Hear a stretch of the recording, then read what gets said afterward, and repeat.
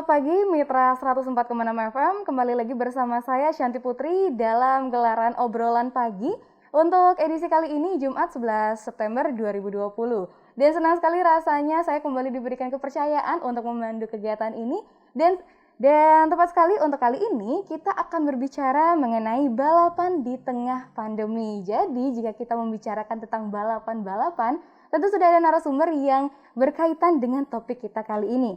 Namun sebelum itu balapan memang mengasyikkan ya, tapi balapan di jalanan bukanlah sikap yang positif. Butuh teknik untuk membangun nilai sportivitas melalui pelatihan tertentu dan balapan yang baik adalah balapan di arena. Itu perlu dicamkan juga ya, di arena bukan balapan liar seperti itu. Dan untuk membahas hal tersebut, saya telah menghadirkan narasumber Ketua Ikatan Motor Indonesia Korwil Buleleng Dr. Gede Purnamawan. Selamat pagi dok. Selamat pagi pemirsa atau pendengar Guntur dimanapun Anda berada. Bagaimana kabarnya dokter? Salam olahraga, sehat selalu, gaspol. Oke, salam olahraga, sehat selalu, gaspol. Ini dapat olahraganya, dapat sehatnya ini ya. Udah balapan ternyata ini ngobrolnya sama dokter. Waduh, ini asik sekali sepertinya ya Pak ya. Nah, sebelum Shanti mulai bertanya gitu ya, Shanti mau mengucapkan selamat dulu karena telah terpilih kembali untuk kedua kalinya pada periode 2020-2024. Selamat dulu dokter ya. Ya, terima kasih. Oke. Nah, terkait balapan ini ya dok ya, mungkin yang pertama yang ingin saya tanyakan, bagaimana cerita suka duka selama menahkodai IMI Buleleng pada periode pertama? Ini kita berbicara yang pertama dulu ya, karena mungkin bisa disampaikan juga prestasi terbaik yang pernah diraih pada periode kepemimpinan yang terdahulu. Ya. Baik Santi, saya sapa dulu pendengar Guntur, selamat pagi, salam sehat selalu, gaspol selalu ya. Iya. Sedikit saya cerita tentang IMI Korwil Buleleng ya. IMI Korwil Buleleng itu saya ditunjuk sebagai ketua itu sudah 4 tahun yang lalu ya berarti ya. Saya waktu itu persiapan Porprov di Gianyar, kemudian yang terakhir di Tabanan. Sedikit cerita IMI ini kan regulator sebenarnya, jadi bukan penyelenggara. IMI adalah partner pemerintah, di mana ya ujung-ujungnya kan prestasi. Pemerintah kabupaten dan lain sebagainya. Itu jadi ujung-ujungnya prestasi kalau kita ukur dari segi prestasi ya. Tetapi IMI itu kan bukan hanya itu yang dibina, tetapi ada beberapa hal. Yang pertama memang atlet, itu prestasi, kemudian hobi, yaitu klub-klub mungkin ya di dalamnya, kemudian terakhir itu ada bakti sosial, ada sosialnya di sana. Nah ini yang mungkin beberapa kalangan masih belum paham bahwa ini tuh apa sih, apa ngurusin balap saja. Iya, pasti yang terpikir hanya balapan saja mungkin ya. Makanya saya harapkan di Buleleng ini bisa menjadi pionir nanti ke depannya untuk komunitas. Karena mungkin susahnya sekarang kan dalam keadaan pandemi ya. Gitu. Nah itu yang nggak susah. Nah mengenai prestasi di pimpinan saya di sebelumnya di 4 tahun yang lalu, memang kita tidak bisa berbicara terlalu banyak, saya akui ya. Karena keterbatasan tentunya masih ada. Dan kita pesaing-pesaing kita itu cukup berat. Ya, di Gianyar contohnya kita sebenarnya hampir mendapatkan prestasi itu, cuman ya namanya kan balapan, kadang-kadang keberuntungan itu belum berpihak kepada kita. Kita sebenarnya harus bisa mengikuti di 4 kelas waktu itu. Junior ada 2 kelas, senior ada 2 kelas. Cuman kita terkendala waktu itu persiapannya karena saya baru dikukuhkan, itu mendekati Porprov. Dan itu kendalanya cukup banyak. Dan pengorbanannya cukup banyak. Mungkin bisa dibagikan dulu ini kendalanya seperti apa? Kendalanya kita ya kalau dibandingkan kabupaten lain mungkin pendanaan ya. Karena kita harus beli motor. Iya, kita beli motor, dana terbatas, kita harus beli motor. Mana yang kita kira-kira berpotensi? Akhirnya kita beli motor 2. Ya, kita beli motor dengan jumlah dana terbatas, belum lagi spare part-nya harus kita preteli itu. Jadi itu sudah menghabiskan sebagian, hampir semuanya sebenarnya. Untuk latihan, untuk hari H saat lomba. Iya, karena regulasinya sebelum hari H itu baru kadang-kadang baru muncul dia regulasi itu, mungkin sebulan. Jadi kita agak kewalahan di sana, di mana kita mencarikan dana-dana itu. Gitu. Jadi itu yang kita hadapi. Tapi syukurnya ya jadi ada pengorbanan. Artinya 2 kelas itu kita korbankan. Kita ikut di 2 kelas yang senior karena waktu itu untuk pembibitan junior belum. Nyari yang di bawah 17 tahun kan agak susah ya. Oh, berarti ini yang terkumpul anggotanya itu adalah orang-orang yang? Ya, karena kan di balapan itu ada junior yang di bawah 17 tahun. Kemudian ada senior yang di atas 17 tahun. Kan gitu. Jadi ini yang susah. Karena kalau mendadak kita kan nggak mau juga asal-asalan. Kasihan karena ini beresiko. Karena kita harus dari segi fisik, dari latihan, kita kan harus menilai itu semua. Nah, ini yang susah. Dan kita kalau nyopot aja dari balapan liar umpamanya gitu kan kita susah juga. Pertanggungjawabannya kepada orang tua karena di bawah 17 itu kan harus ada persetujuan dari orang tua. Ini yang agak susah memang. Oke, lalu itu mungkin lebih banyak ternyata dukanya seperti itu ya Pak. Mungkin kalau dari segi sukanya itu lebih ke hobi dan juga bakti sosialnya itu ya Pak. Benar. Jadi agak kalau tidak orang-orang pencinta itu agak susah. Tapi saya yakin ya saya bukan ada keturunan otomotif tidak. Cuman dari kecil saya senang gitu, senang coba dulu saya pingin mau punya motor, pingin balapan kan gitu. Apalagi sekarang kan media sosial banyak ya. Kita punya figur-figur entah pembalap siapa dan lain sebagainya. Jadi rasa itu yang muncul dulu kan. Nah, setelah kita bisa gitu, ya punya dana dan lain sebagainya, baru kita salurkan di hobi dulu. Kalau seumur-umuran saya kan, di hobi. Nah, saya harapkan sih nanti, karena otomotif ini kan terbesar kedua sebenarnya. Terbesar kedua? Setelah sepak bola. Oke. Banyak sekali juga kan ya info-info tentang tentang mobil, ya seperti itu otomotifnya itu ya. Oke, lalu apa sih sebenarnya yang Bapak cari mungkin di IMI ini, karena tadi kan sempat itu mengarahnya ke hobi. Apa mungkin ada karena tantangan sesuatu nih? Jelas. Kalau kita nggak punya tantangan, hidup ini nggak berwarna kan. Aduh, iya betul sekali. Ya, karena pasti jelas. Semua olahraga itu tantangannya pasti ada. Main catur pun tantangannya ada. Iya, itu mengasah otak juga ya. Gitu. Jadi tidak mungkin tidak ada tantangan. Itu paling adrenalin itu yang paling kadang-kadang orang nggak ada tantangannya itu udah mentok lah gitu. Tapi di balapan itu tantangannya banyak. Ya.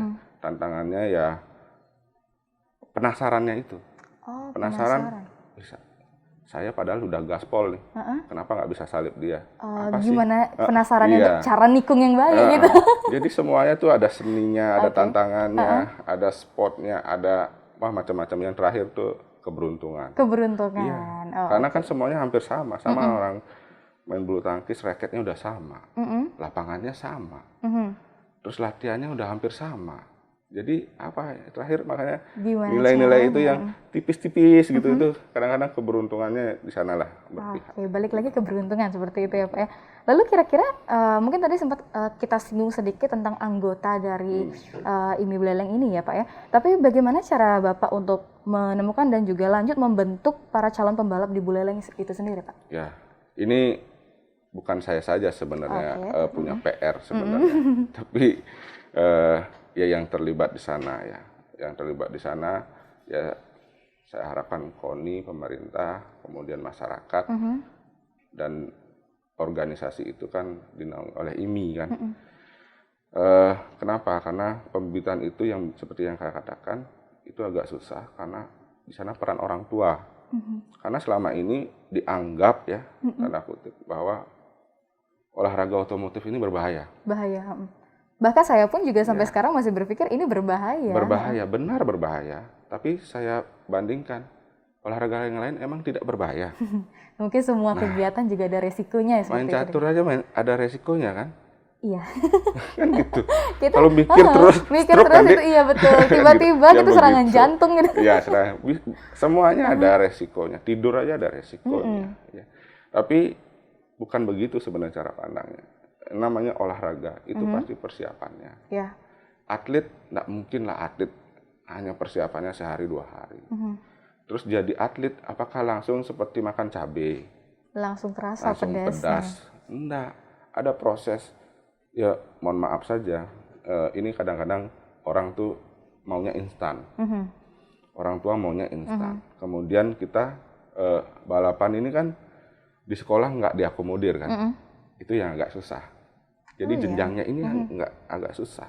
Karena kalau melihat, wah balapan tuh nomor 2 lah, janganlah sekolah nomor 1 kan gitu. Tapi kalau di luar negeri kan beda. Yang namanya atlet, ya pembalap di sana bisa makan jadi itu. Ini agak bagaimana ya? Saya agak bingung juga yang jelasinnya karena banyak pertanyaan. Kebetulan karena anak saya pembalap juga. Oke, turunan ya Pak. Pak dokter nggak kasihan sama anaknya. Saya justru lebih kasihan kepada bapak, saya bilang. Kenapa? Bapak punya anak umur 12 tahun sudah dikasih bukan motor lagi gitu ya, ke jalanan. Saya belum pernah anak saya izinkan begitu. Karena merugikan diri sendiri, anak itu sendiri, dan merugikan orang lain. Gitu. Kalau balapan, itu udah jelas. Udah ada fisik, arenanya. tiap hari harus fisik. Nggak boleh tidak. Makanan, ya dia harus ototnya gimana. Kan gitu. Dan yang kemudian, dia ada lisensinya. Lisensi. Iya. Dia punya KTA, dia punya kartu izin start. Ya kalau itu tidak terpenuhi ya jangan berharap kita selamat ya. Dalam artian, oke lah kalau itu kan namanya balapan rame kan bisa aja kecelakaan bukan dari kita. Tapi di sana kan sudah jelas ya. Asuransi ada, kemudian tim medis ada, dan ya seperti yang saya katakan, semua tuh ada risikonya. Orang karate aja bisa patah, bisa mati malah kemarin kan gitu kan. Jadi sama saja gitu. Anak saya pernah kecelakaan, pernah, patah pun pernah gitu. Tapi itu kan dievaluasi ya. Dievaluasi kenapa sih bisa begini, kenapa bisa begitu. Ya, sekarang sih sejauh ini belum pernah dia cedera berat, mudah-mudahan sih enggak. Dan sekarang masih TC di Denpasar. Jadi saya karena sekolahnya online, saya taruh di sana. Gitu. Oke, lalu untuk calon pembalap itu sendiri biasanya Bapak temukan, dokter temukan di mana? Apakah memang dari arena balapan liar yang misalnya malam-malam itu kan banyak sekali ya biasanya kita temukan di sini? Banyak ya. Saya kenalan banyak. Jadi dari teman. Dari teman. Berarti, dari komunitas yang lain. Oke, berarti ini perkumpulan komunitas juga ya Pak ya? Ya, karena teman-teman tuh sering ngumpul di rumah. Saya juga sering ngumpul di bengkel. Jadi itu yang saya katakan. Jadi banyak informasi kan. Ya kita kalau nggak seperti itu susah nyari informasi. Kalau ngandelin kita diam aja kan susah ya. Saya sering di sirkuit. Mungkin hampir tiap minggu saya ke sirkuit gitu. Jadi saya tahu, oh ini dari Buleleng. Karena kan Pak Bupati bilang kalau di Buleleng ya harus atlet Buleleng dong. Jangan atlet lain. Ya seperti yang tadi, jadi makan cabai langsung pedas, gampang. Ambil aja pembalap Jawa. Kita bayar, gitu. Langsung, gampang kan. Kemarin Prof ada sih seperti itu. Cuma kan kita nggak sejalan dengan pemerintah, dengan Pak Bupati, dengan tegasnya bilang bahwa kita harus pembalap sendiri atau nggak atlet sendiri. Orang Buleleng, Ake Buleleng loh kan gitu ya. Jadi kalau jiwanya Ake Buleleng, pembalapnya pembalap luar, ya sama aja dong gitu, nol juga gitu. Kalau umpamanya prestasinya belum seperti Pak Ketua KONI bilang, ya kita perbaiki. Ya memang gitulah keadaannya. Kita bangga dengan diri kita sendiri, dengan daerah kita sendiri. Besok kita perbaiki. Kalau kita katanya Ake Buleleng, tapi bela juga orang lain ya bukan Ake Buleleng, kan gitu. Ya ini yang masih kita jadi. Berarti partisipasi dan juga antusias dari masyarakat Buleleng terkait komunitas ini bisa dikatakan masih kurang seperti itu ya? Ya, kita kesadarannya masih hampir semua PR semua 4-wheel seperti itu. Karena kan maunya instan ya. Tapi kalau saya sih enggak. Mungkin dari pemirsa Radio Guntur yang mendengarkan percakapan kita kali ini gitu ya, yang mungkin bisa melihat ada balapan-balapan liar, itu juga sering terjadi, bisa dibilang seperti itu ya dokter ya. Mungkin bisa direkomendasikan juga daripada itu menjadi sia-sia, bakatnya menjadi sia-sia, mungkin bisa masuk menjadi komunitas ini seperti itu ya Pak ya? Iya, saya harap. Nah lalu jika sudah menemukan bibit pembalapnya nih Pak ya, bagaimana ketersediaan arena balap di Buleleng sendiri Pak? Ya, Ini saya sendiri akui saya sendiri agak masih jauh kurang ya. Karena cabang balap motor atau mobil ya. Karena kita kan ukurannya PON, ukurannya Porprov kan gitu. PON kemarin sempat ada kalau nggak salah slalom ya. Berarti kan mobil. Terus kalau di PON diundur kan 2022 itu ada cabang motocross atau enggak salah satu lagi road race kan. Nah, ini yang kita ukur. Kalau di daerah berarti harus tersedia dong. Iya.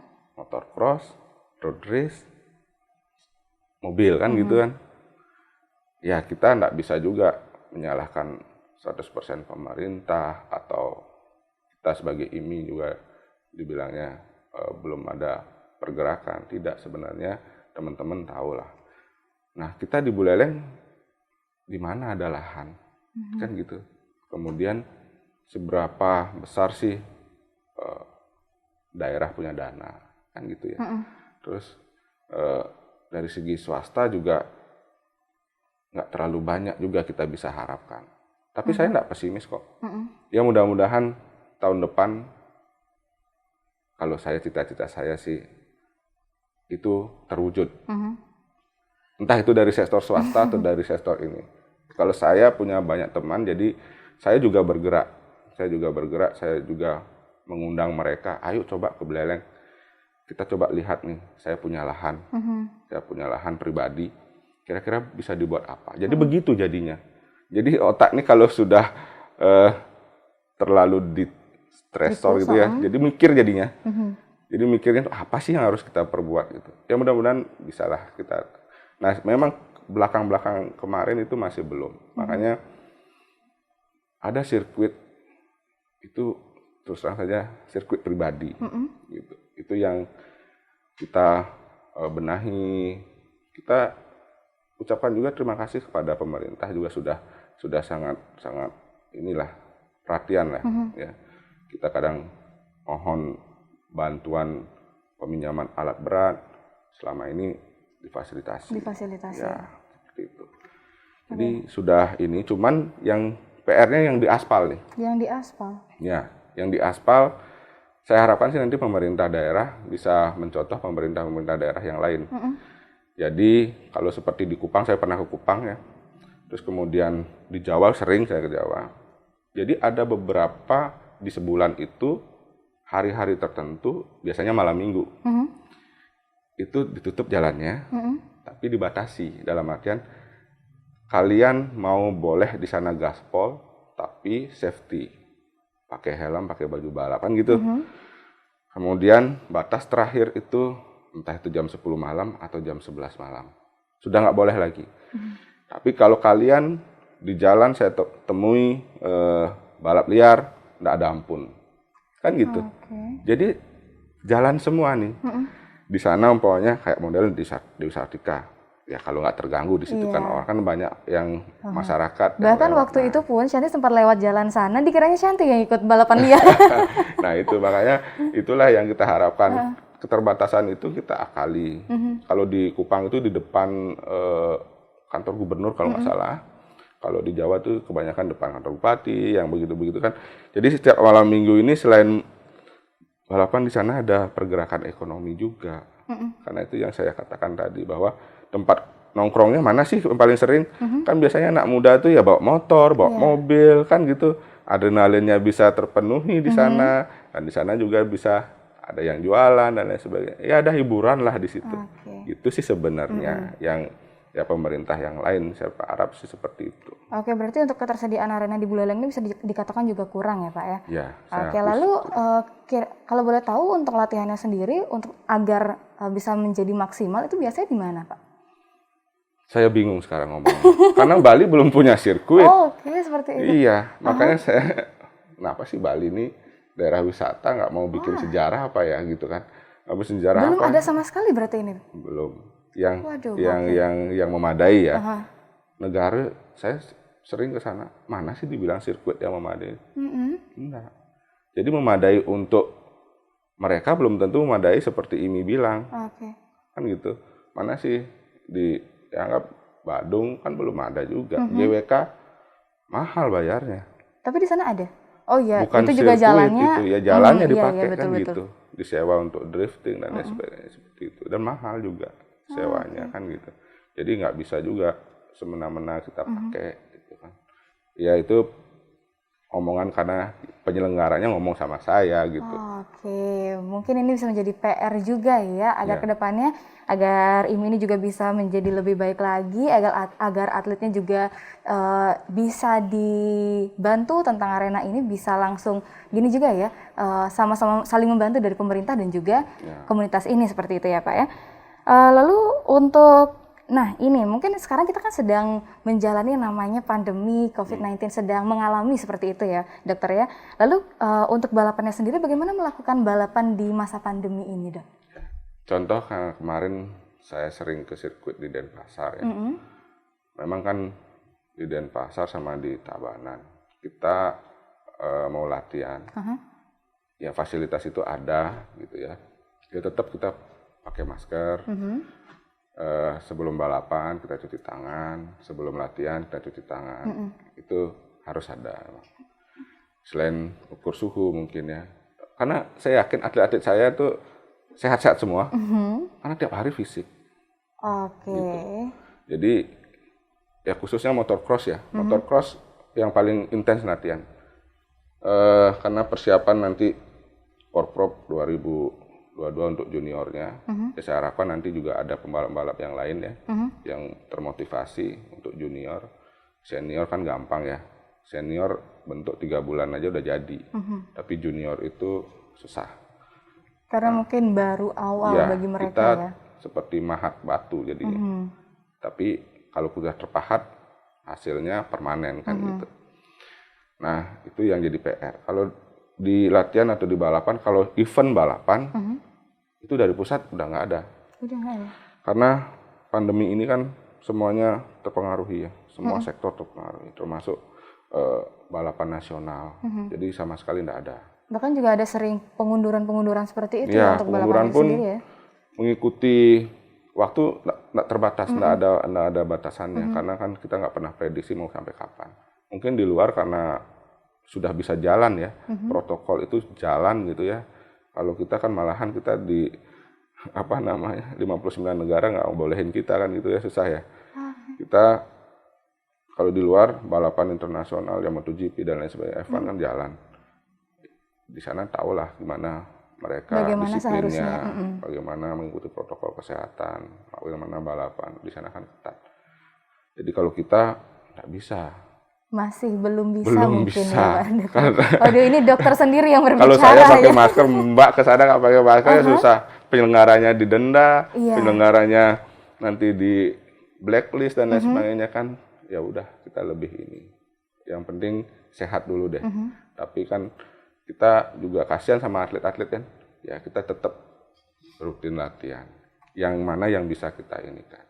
Mungkin sama permasalahannya semua sama. Iya, mungkin setiap daerah itu sama saja permasalahannya karena yang namanya pandemi dan juga virus ini karena tidak terlihat juga ya dok ya, dan mungkin dari masyarakatnya sendiri juga kurang ya terkait kita mungkin sudah meminta untuk melakukan protokol kesehatan mulai dari membagikan masker itu sekarang udah mungkin udah apa ya istilahnya ya sudah tidak terlalu dihiraukan mungkin seperti itu sekarang sudah diberikan peraturan daerah tentang denda juga lagi diprotes seperti itu dokter ya. Ini mungkin sebagai dokter juga dokter yang sekarang ini banyak menerima protes dari masyarakat dan juga tapi harus tetap juga mengikuti komunitas ini, menyalurkan hobi mungkin seperti itu juga sedikit beban seperti itu ya dok ya. Saya terus terang teman banyak. Jadi teman saya tidak terbatas, mau yang bagaimanapun ada, boleh tanyakan. Saya tidak mencampuri urusan politis sebenarnya. Mau menghujat sebagai profesi dokter itu silahkan, tidak apa-apa. Karena itu kalau saya dibilang apa ya namanya profesi ya udahlah gitu. Jadi penilaian masyarakat tidak bisa kita bendung, nggak bisa kita bendung. Tapi kan kita negara hukum ya, nggak susah, kan negara hukum. Saya punya makanya saya punya teman terus terang fansnya Jering, saya juga fansnya Jering. Oke, Jering. dan lain sebagainya. Anggaplah begitu ya, anggap begitu. Tapi ya udah, mesti gimana lagi, kita memang kondisi tidak bisa kita prediksi sekarang, gitu. Media sosial dan sebagainya, ya sudah, gitu. Ya saya fokus saja, fokus ke kesehatan, fokus ke atlet, fokus ke latihan. Sekarang kita fokusnya kemana nih? Ekonomi atau kesehatan? Kan pemerintah punya dua-dua. Iya, betul. Gitu. Nah, ini apa sih perannya? Perannya hampir dua-duanya. Atlet harus sehat. Gimana? Ya kalau fisiknya nggak sehat, mau jadi atlet susah. Pokoknya ekonomi bagaimana? Kita punya kok klub-klub yang bisa kita gerakkan untuk menggerakkan. Makanya kan ada edaran untuk touring. Nah itu salah satu perannya di sana. Ya dari segi ekonomi, tapi jangan lupa protokol kesehatan tetap kan. Gitu. Jadi saya jadi ngomong kesehatan nih. Oke, mungkin ini juga sinkron ya dokter ya, mulai dari olahraga juga berhubungan dengan kesehatan. Dan tadi juga menarik sekali, ternyata touring ini sudah diminta, bisa dibilang seperti itu ya dok ya, ini diminta langsung untuk mengadakan itu. Tapi sebelum saya bertanya terkait itu dok ya, karena kita sudah masuk ke 30 menit pertama dan sesi pertama juga ini sudah selesai, bisa dikatakan seperti itu dok. Maka kita akan jeda sejenak, kita akan memutar iklan sejenak, dan bagi pemirsa yang ingin bertanya ataupun menyampaikan aspirasi terkait topik kita kali ini, bisa nanti langsung bergabung di 23455. Pasti juga kita akan menjawab secara tuntas apapun pertanyaan dari pemirsa dan juga akan mendengarkan segala aspirasi yang ingin kalian sampaikan. Maka dari itu kita jeda sejenak dan Shanti tunggu untuk di sesi kedua.